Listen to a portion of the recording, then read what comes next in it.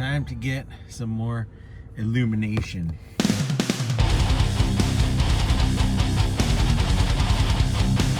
There's 2 switches here, front 2 switches here, lock, and then the window lock thing. So we are going to replace that sucker. All right, people, we are going to throw this quad auto switch into the Gen 2 Tundra. Got this from CTH Car Trim Home. I think that's how they say it. I'll put the link in the description, obviously. So this replaces the factory one and puts your 2 rear ones as auto down as well. So we will slap this puppy in there, pretty easy. Comes with this nice little trim tool, easy peasy. All right, we are at here. We're gonna use the trim tool and get up under the edge there and pop it off. I'm doing this with one hand, so it's just a show. I'm probably gonna put the phone down to do it too. But we'll just work our way around the trim edge here and pop it up. All right, put my thumb on here and just kind of pulled up. Got the trim tool in there and just pried up. And this whole piece just pops up and out. And there is 2 little clips, one on the end there, a white one on the end there, and then a couple little tabs on this front face right here. So then we will just pinch the sides of this and pull the connector out. All right, old switch is out, and it literally was just squeezing this side. So I just squeezed and pulled it straight out. So pretty easy. Now, you need a Phillips to unscrew it there. 3 screws to keep the bezel piece. All right, got the 3 little screws out. There's 1 there, 2 here. The only thing that holds it in now, there's 4 tabs. These tiny little tab there, there, and there.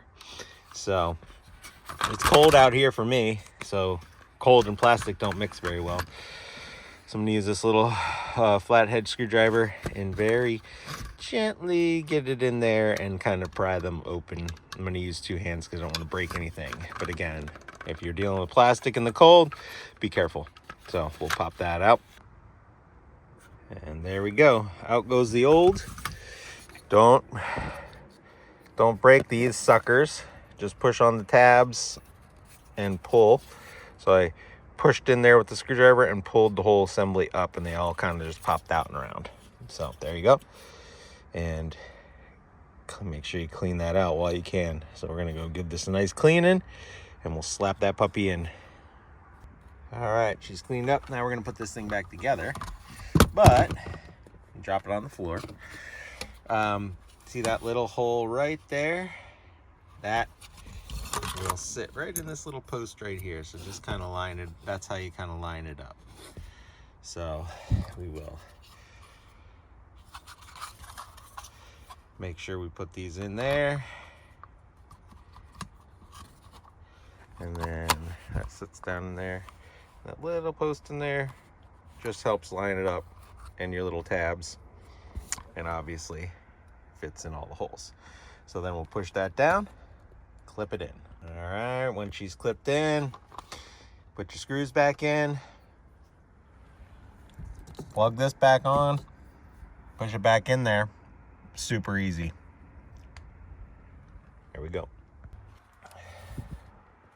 When you're putting these screws back on, do not over tighten them because it's a plastic bottom and a plastic base, so you can easily crack the plastic and stuff. So just snug them down nice and then plug it in. All right, she's plugged in, and we'll just test them. Auto, auto, auto.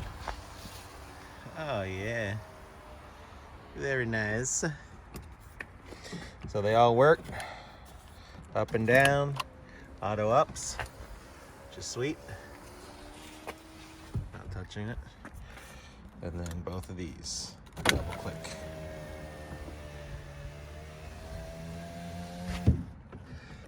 My switches weren't broken. It's just a nice little upgrade. So we'll just save this guy for if that thing actually breaks, we have a backup.